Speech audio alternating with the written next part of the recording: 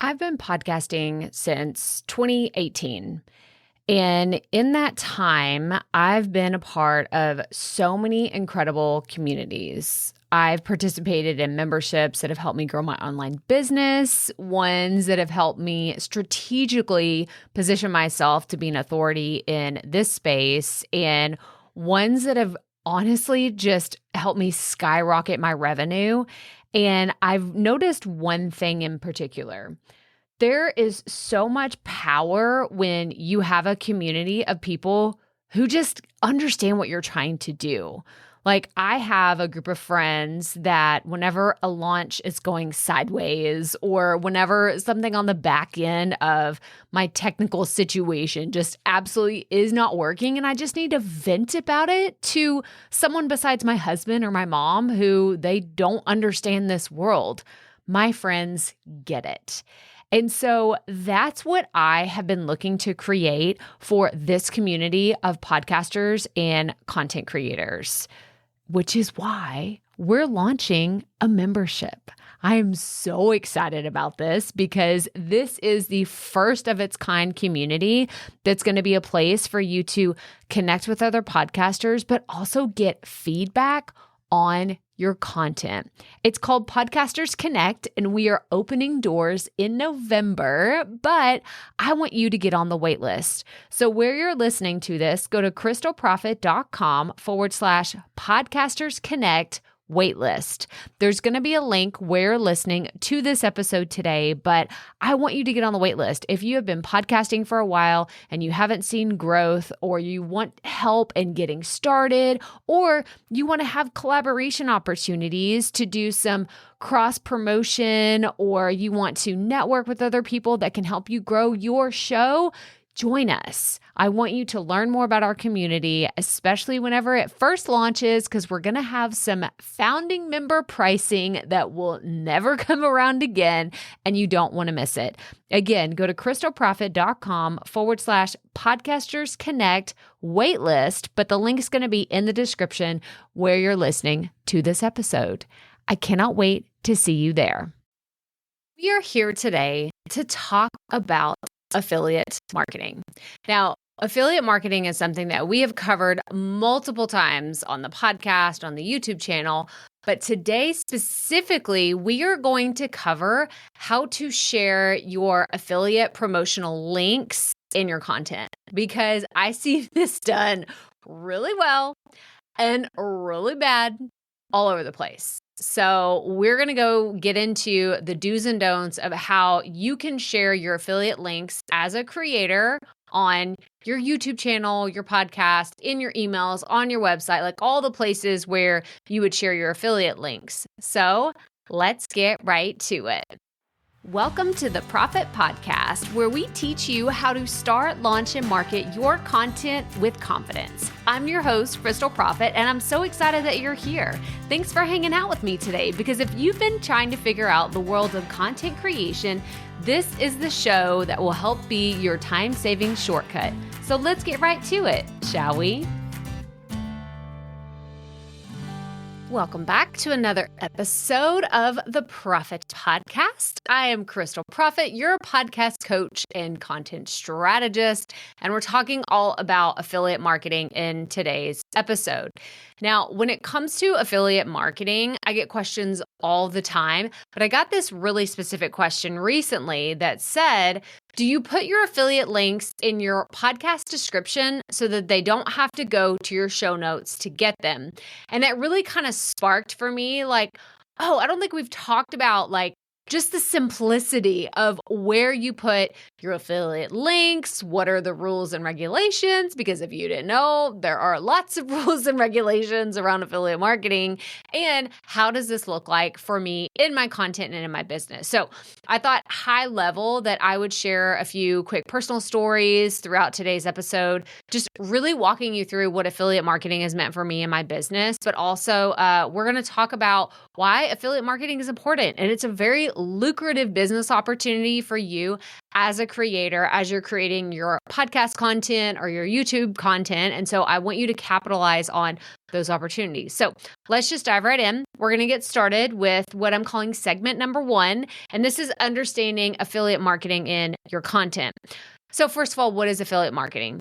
Affiliate marketing is you endorsing other products or services that you love. And I highly recommend that you only endorse products and services that 1, you've used, 2, you know as a trusted brand, and 3, you're already recommending to your friends, your family, your customers, like your audience. Like, don't just really buy into the hype of something because it's viral or it's trending or they have a really great affiliate payment structure. Like, all of these things that don't have a full brand alignment can absolutely come back to backfire on you. So I want to make sure that when you're looking at opportunities to go about doing affiliate marketing, you're looking at it very smartly in a way that isn't going to get you in trouble. It's not going to make your audience just roll their eyes and say, oh, well, they've clearly sold out and all they're doing now is promoting this thing that doesn't align with their business model anyway. So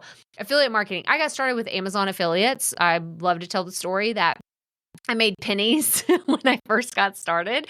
I was blogging. This was like way before I started podcasting, and I was recommending books that I was reading. I was on a tear just reading a ton of personal development books. One of my favorites is Big Magic by Elizabeth Gilbert. If you have not checked out that book, I highly recommend it. But I would mention this book or books by Brene Brown or by other people that were super insightful and helpful in my own personal development journey. And I would add those to my website and I would put my Amazon affiliate link. Now, what's cool about the Amazon affiliate program is you don't just make money from that one book. Like if someone goes to Amazon and they add that book, plus they add in like curtains for their podcast studio or brand new lighting. These are some of the things that if you're not watching the video, like these are things that I recently bought on Amazon. But if I were to use someone's affiliate link and I purchased that book that someone recommended to me, plus let's say $500 worth of other things, well, I, as the affiliate, would make a commission on that whole purchase. Now, Amazon may make changes to their affiliate program. I don't even know. Like, I don't stay up to date on all of those because that's not my main source of income. But for you as a creator, you do have that opportunity. So if you're, a fitness podcast creator and you're recommending yoga mats, weights, water bottles, all these things that people are probably going to go to Amazon and purchase, then why not put that out there and let them go through your affiliate link? But before you do that, let's go through the rest of these do's and don'ts so to make sure that you are sharing your links properly. But that is at a very high level of what affiliate marketing is and how you can use it in your business. But the role of affiliate links in your content, I really want to talk about how you can strategically place these through different pieces of your content. So, for example, I endorse Buzzsprout and Kit and Riverside. Like these are different platforms. These are services that I use in my creator business that I talk about all the time. And by doing that, I will mention it here on the podcast. I will say, go to krystalprofit.com/insert the brand name, right? Insert Buzzsprout, krystalprofit.com/kit, like -Riverside. Like those are the links that I've created that are my affiliate links. Do you see how I've said these are my affiliate links multiple times? And other times I'll say I'm a proud partner with, or, I want to highlight this tool and let you know that I love and endorse this brand. So don't ever go into promoting a product or service that you are an affiliate for without also disclosing these are affiliate links. I make a commission whenever you go and check this out. I think it's very important, but it's also the legal way to do it. We're going to talk about FTC guidelines here in a second, but again, that is at a high level how I kind of share my affiliate links. I'll say them on the podcast. I'll share them on my YouTube channel. If you go to the show notes for today's episode, you're going to see it listed. There is an affiliate disclaimer on every single one of our blog posts because it is important to have a disclaimer anywhere on your website or where you're doing promotions. If you are a Buzzsprout user, you can actually go into the monetization portal, the section in your Buzzsprout account. And if you add in your affiliates there and you add it to a specific episode, then they will actually put the disclaimer on your episodes for you. So if someone's listening to the audio version, they'll see the affiliate disclaimer there. So fun fact, another reason that you should use Buzzsprout, you can go to krystalprofit.com/Buzzsprout. I am a proud partner and affiliate with Buzzsprout. You see, super easy. I know it's going to get annoying. I'm going to do it many times throughout today's episode, but I just want to keep giving you examples of how you can tell people that you are an affiliate for the brand or service that you're endorsing. Okay.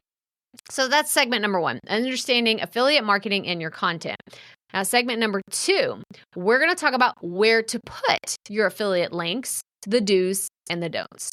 So like I said earlier, we had this question from the community that was like, do you just put them in your podcast descriptions? Do you go to your show notes? And if you are unclear what podcast show notes and podcast descriptions are, the way that I define them is a podcast description is what you are seeing in Apple Podcasts, Spotify, wherever you're listening to the audio-only version. That is the podcast description. Or same if you're on YouTube and it is the text right below the video. That is the episode description. But show notes are a very different monster. I say monster because this is actually something that is like the reoccurring theme around here is people will come to me, podcasters that are like, I'm so sick of doing my podcast show notes. Do I have to do them? No, you don't. If that is the reason you are this close to burning out on your podcast, you don't have to do show notes. But you are missing out on opportunities to grow your email list, promote affiliate products, do your own sales and promotions. So I digress, but that's just like the definition of show notes versus descriptions.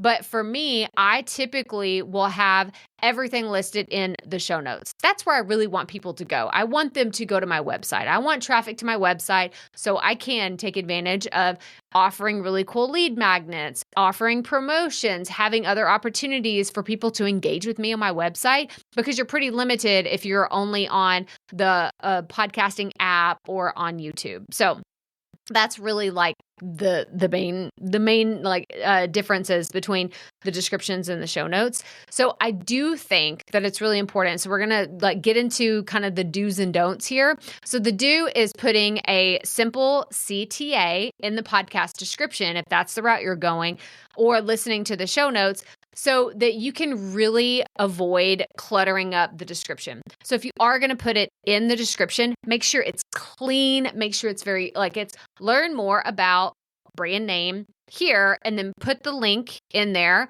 And then you can do a little asterisk that says affiliate link, or you can, put whatever your disclaimer is included in the podcast description or the YouTube description.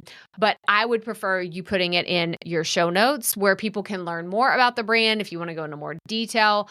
But the big don't is do not overwhelm your descriptions with a ton of links. Okay. I see this happen all the time and it drives me bonkers. I will go to a podcast or a YouTube and I will go to the description and then all of a sudden I'm like, oh my gosh, there's like 40 links here because they've put every affiliate program they've ever been a part of in this one description, and it's overwhelmed. It's way too much. I'm like, which one do I go to? Which one's relevant for me? I don't even know what some of these brands are. Like, do I need to click on all these?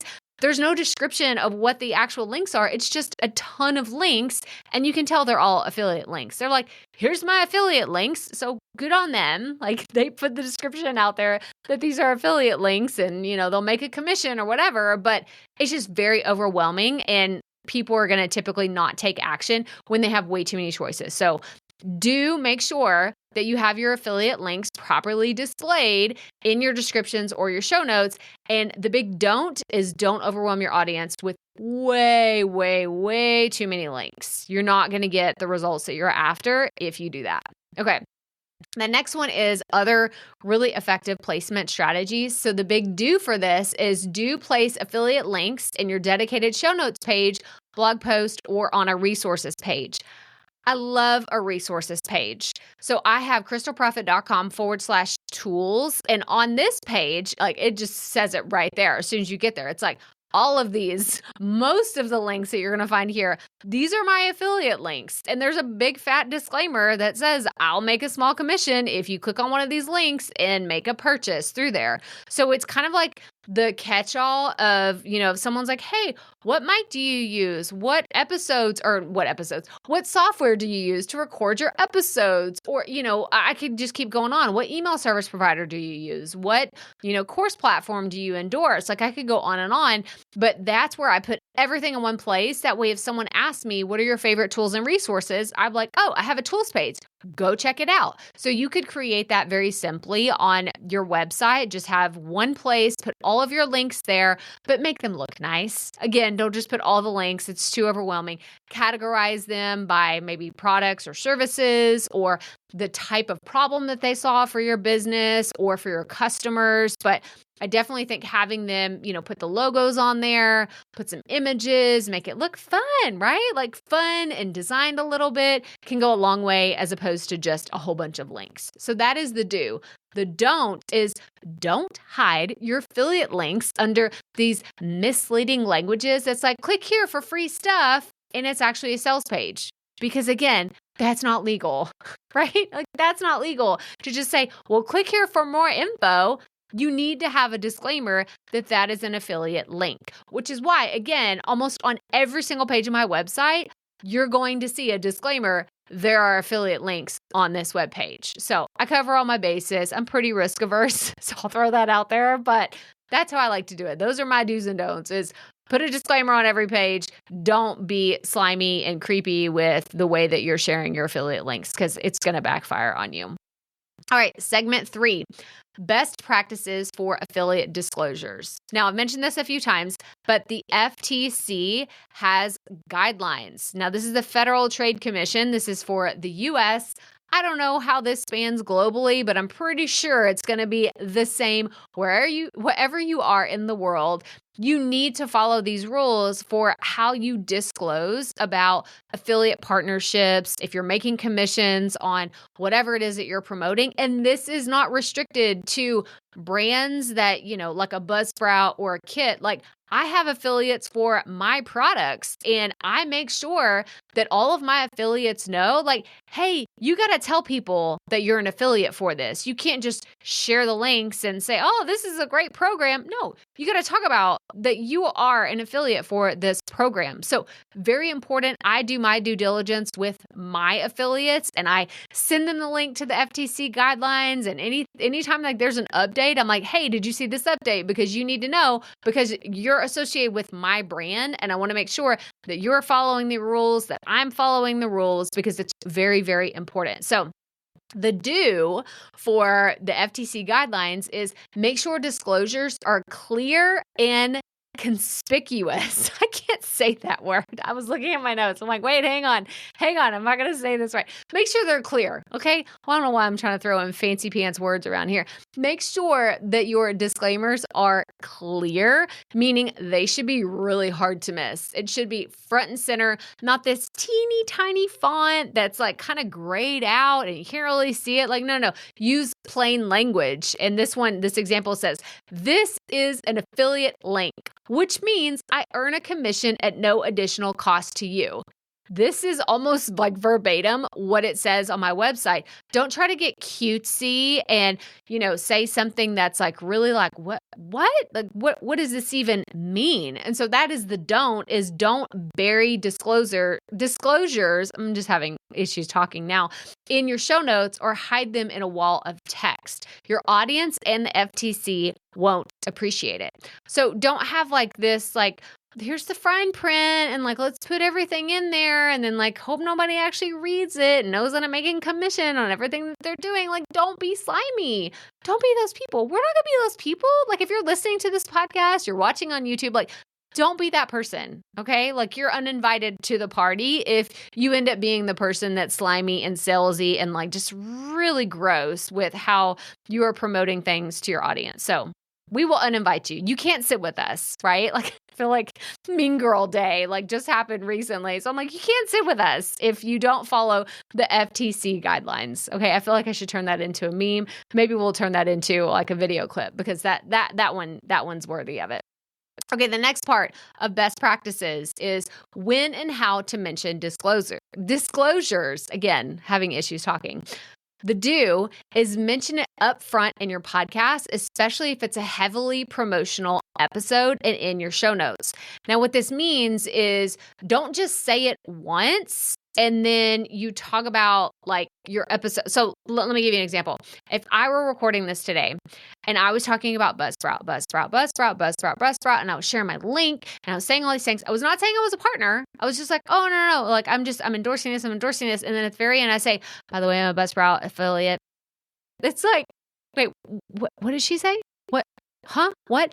It's like, do you ever listen like or watch those commercials where it's like, okay, they're saying the prescription drug, and then all of a sudden they say all the things afterwards that could go wrong. It's like possible side effects are, and then they're just like mumbling like jargon, and you're like, wait, what just happened? Like you can't understand what they are saying. So make sure that you are very clear, you are very concise. Like there's no questioning that what you are endorsing is an affiliate partnership. Don't be ashamed of it. Okay? This isn't even part of my don'ts, but I'm going to tell you this right now.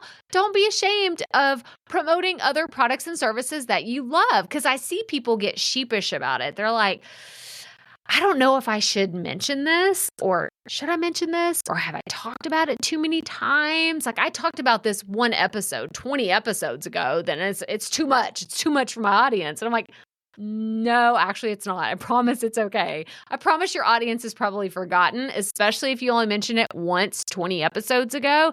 You can talk about it again. Just mention that you're an affiliate, okay?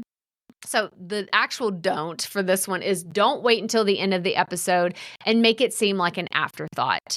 So anytime I say Buzzsprout or Kit or Riverside, I'll say, and I'm going to partner with Riverside. Go to krystalprofit.com/Riverside and check it out. Or if I don't say it that direct way, I do make sure that it is in the episode description, in the show notes for that episode, because I want to make sure like it is a very clear disclaimer, like I'm an affiliate for this. So I'll say I'm a partner, I'm an affiliate, I partner with this, company, or I collaborate with this company. But whatever the verbiage is that you want to use, make sure it's very clear. You're going to get paid. You're going to get a commission if someone buys through that link that you're sharing. Okay? Are we good? Are you still with me? Like, tell me in the comments if you're watching on YouTube that you're following along, because I know the FTC isn't sexy. Like, don't tell them that, right? Because they'll probably get really offended. But I'm just saying, like, all of this is really important stuff for you to know, especially if you want to keep really promoting affiliate products, which I do. Did I tell you? Like, I've said this in multiple episodes. I may not have said it in this one, that over half of my revenue in my business comes from affiliate revenue and partnerships. So I take this very seriously, and I'm very intentional and strategic with how I do partner promotions. And I think that you should too, because there is a lot of opportunity, especially as your audience grows and continues to compound over time. There's so much opportunity for affiliate marketing. So do it right. Do it right from the beginning. Even if your channel is small, even if you have 2 listeners of your podcast, make sure that you're getting it right today, so that as your show continues to grow and get bigger, then you're going to have more opportunities to really, really get it right and really do big things with affiliate marketing. All right, let's move on. Segment number 4, we're talking about how to ethically promote affiliate products. These are the do's and don'ts. So the first one is provide real value to your audience. Now, we kind of talked about this earlier, but if you have a fitness podcast and you're an affiliate for McDonald's, it might not be right. It might not be a great fit, right? Like, no shade on McDonald's, but I mean, last time I went there, they don't have the healthiest options. There are a few healthy options, but it's one of those things that your audience is probably like, wait, what? Like, what's actually happening right now? Like, I thought we were here for health goals or fitness goals, and now like this doesn't feel right. So my like filter, or kind of what I think about when I'm considering an affiliate partnership is this adding value to my audience? Will they appreciate this? Will they be excited about this? Because when the people come to me, like podcasters and content creators, they're like, I just don't know about affiliate marketing. I'm like, well, what is your audience already buying, right? Like, not what is something that you're making them, you're pushing on them. What are they already buying? that they need options for. So for me, content creators are looking for editing software, recording equipment, lighting, like email service providers. They're looking for course creation tools. They're looking for programs that can help them level up. Like all of these are examples of what my audience is already looking for. So why would I not, as the expert that they're coming to for advice, share with them the resources that I love or the products that I've actually gotten results with? So that is my add real value to my audience, is using my own personal examples, personal experiences, and not just oh, this one pays a really good commission, I guess I'm going to endorse that. I don't ever go down that road. I just go down the road of these are ones that will actually provide value to my audience, and I've used them personally, or I know that they will get results for my audience. So that is the do, right? Make sure that it's providing real value to your people. The big don't here is don't promote products that you haven't used or don't like. Now, I got to be honest. I have absolutely endorsed products that I haven't used personally. But the reason why is because it comes recommended to me from another friend, peer, expert in my industry. So I'm not going to sit here and say that I've never done that, because I've recommended the Samsung Q2U microphone. I don't even know how many times I can tell you. I've never picked up this microphone. I've never even held one of these in my hand, but you bet your bottom dollar, I have recommended this on Amazon countless times, because this is one that I know other people in my industry have gotten really good results for. It's within their budget. They like the fact that it's either USB or an XLR cable. It just worked really well for them. So I've endorsed that. But if it's something I don't like, I'm not going to, again, throw a bunch of shade at companies that I don't like here. We're not going to do this publicly. We're not going to do a public bashing of companies, but there are many, okay? Many products and services that I've used that I will never publicly endorse. Okay? They have incredible affiliate programs. They get people results. I'm not even saying that they won't get you results, but I will not endorse them. I don't care how many times people email me asking me to be a part of their affiliate program. There are just we could talk about principles, brand principles and what you stand for another day, but there's products that I will not endorse because I don't agree with the other companies, either at the leadership level or some of the things that they've said publicly that I'm ugh, I don't want my brand associated with that.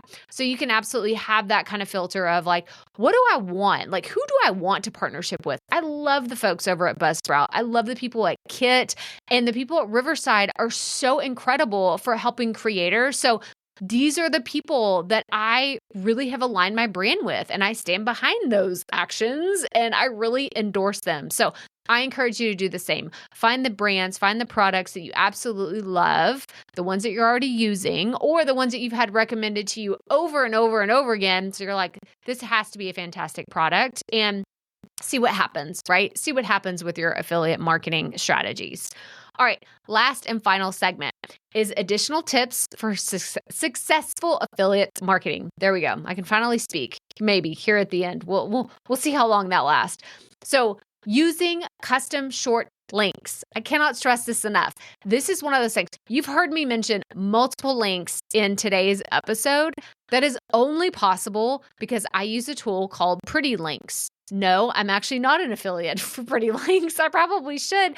I'm going to throw this out there. Pretty Links, if you're listening and you want to come sponsor us, awesome, incredible. We would love to have you. But I'm actually on the free version of Pretty Links. I've used them for years and years and years. And I love this tool so much. But I can go and I'll take those affiliate links. So if you've been an affiliate, you know that you have a dashboard or you have a link, right? Someone emailed you a link and said, here's this specific link that you need to share with your audience. Well, I take that and I put it in my Pretty Links, and then I create a vanity URL at the end. So for Buzzsprout, my actual Buzzsprout affiliate link It's ugly. Sorry, Buzzsprout. Y'all know this. It's a bunch of other random letters and numbers, and I wouldn't be able to say that all the time. And I wouldn't be able to remember that and put it in all of my emails or put it in the show notes or put it wherever I'm actually promoting the thing. So I use Pretty Links to use my custom domain, right? This is my domain of my website. And then I can put whatever I want at the end. So krystalprofit.com/Buzzsprout will take you to my affiliate link. krystalprofit.com/kit, KIT, will take you to my kit affiliate link, and so on and so forth. So I use that same formula for all of my affiliates because it's easy for me to remember. That's the main reason. And then the secondary part is it's easy for me to say to you, because whenever I'm in conversation with someone or I'm creating a piece of content and I bring up, right, naturally the thing, the product, the service, the tool that I want to talk about, it's easy for me to say like, oh yeah, that's krystalprofit.com/kit. Go check it out for an email service provider. I'm a proud partner and affiliate. And then I continue on. So it's not this big like, oh yeah, I use this tool and it's called Kit. Let me go find the affiliate information and send it to you. That's clunky. It's not a good experience. Your audience is probably never going to follow up and actually do the thing because you made it really weird and awkward. So make it very simple. You can use Pretty Links. You could also use Bitly. There's like Tiny URL. There's so many of these different like URL shortening tools that you can absolutely use, but make sure that it's something that you can create where you will remember it easily and be able to reference it over and over and over again. All right, last 2 tips I want to share with you. Monitor your links and update them when necessary. So I've talked about Kit here a few times. We all know that this was formerly ConvertKit. That was my previous URL. It was krystalprofit.com/ConvertKit. I had to update it to Kit. So what I did is I went into my Pretty Links and my other URL is still out there. If anyone, clicks on an old ConvertKit link, it will be, the right updated information. But that's how easy it is whenever you have one of these URL management tools like Pretty Links. I could just go in and update it to what the new version needs to be. That way, if there's something old that's out there, it's simple to go in and update it. But the other one is tracking it.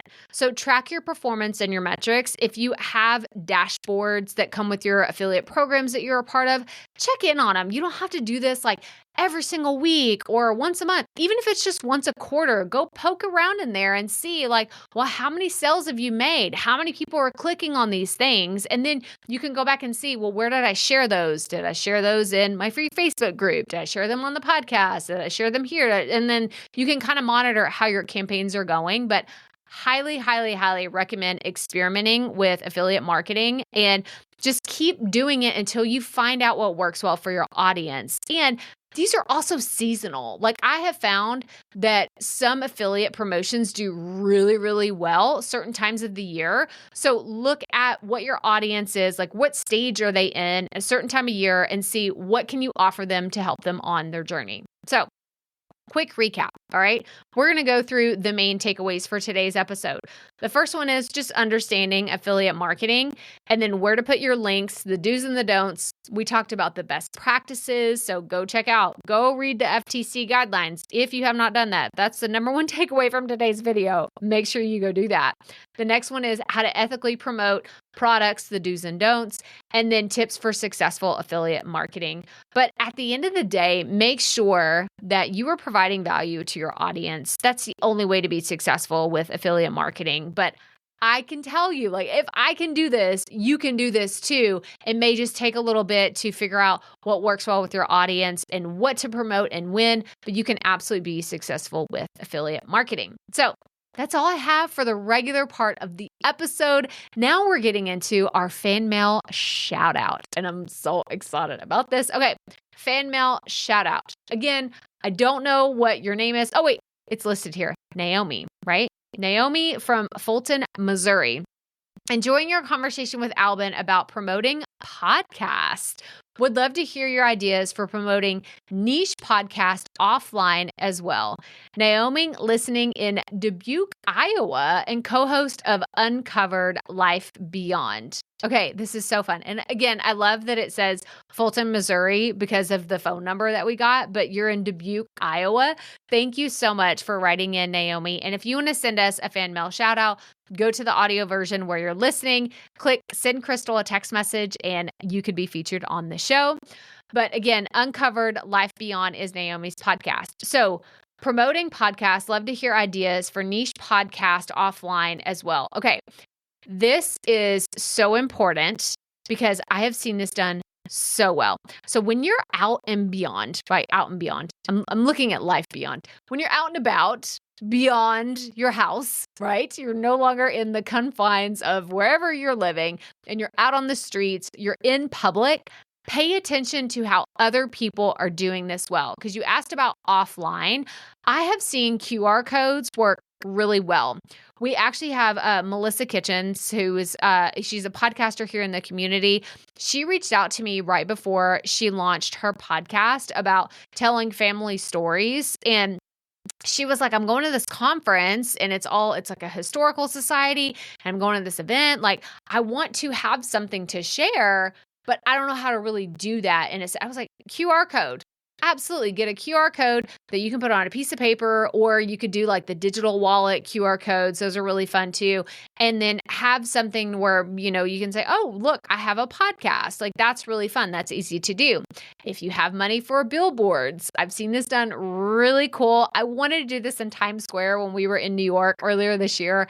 I did not do it, but I plan to do it if I go back to New York anytime soon. But you can actually buy billboard space in New York City, and it's not that expensive. It was like $150, which, I don't know what your budget is, but that is a really fun thing. And then if you're actually in New York, if you're listening to this and you're in New York or you can get to the city, then you can go take a picture in front of it. And man, talk about the freaking authority building that you can do with having a billboard in Times Square. Like, how cool is that? But Naomi, for you, I would just really encourage you to network. So you're talking about a niche podcast. How can you network with other people in your industry? Like, does that look like in-person meetups? Does that look like getting on online forums? Like, there's just so many other ways that you can do. I know you said offline, but networking is really the place. And having maybe physical locations where you can drop your QR code or business cards for other people that are interested in your niche, then that could really work for you. But that's all I have for y'all, okay? But the last thing, I guess that's all I have. We're launching a membership, okay?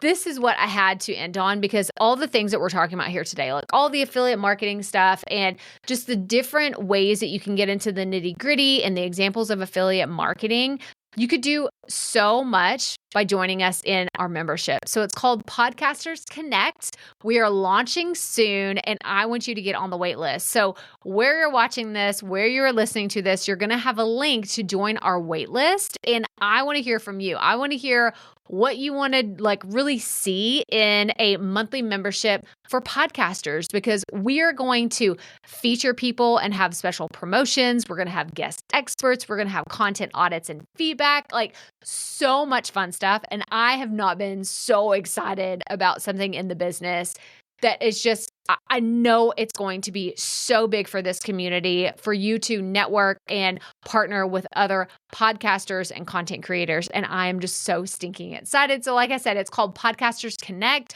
Where you're watching this, listening to this, you're going to find a link to the wait list, and I cannot wait to tell you more about it. But that's all I have for you today. So make sure you hit that follow or subscribe button wherever you are watching and listening to this today. And as always, remember, keep it up. We all have to start somewhere.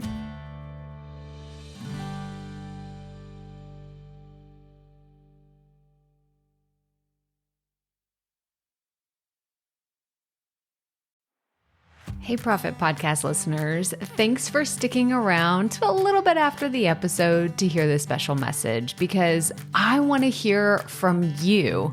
We are starting a new segment called Fan Mail Shoutouts, and I want to hear from you, and I want to hear your questions. What do you want to know? What questions have you been dying to ask me? So here's how to make this happen. go to the app where you're listening to this podcast right now. Go there. I'll wait a second. Okay. Now, once you're there, you're going to see a hyperlink at the top of the episode description that says, send Krystal a text message. And that's all I want you to do. Send me a text. It could be casual, informal. It could be totally anonymous. Or if you want, you can include your name and the name of your podcast or content wherever you are creating, and I will give you a special shout out in an upcoming episode. So again, go to the show notes for where you're listening to this episode right now, and it will say, send Krystal a text message. And I cannot wait to hear from you and give you a shout out in an upcoming segment of fan mail shout outs.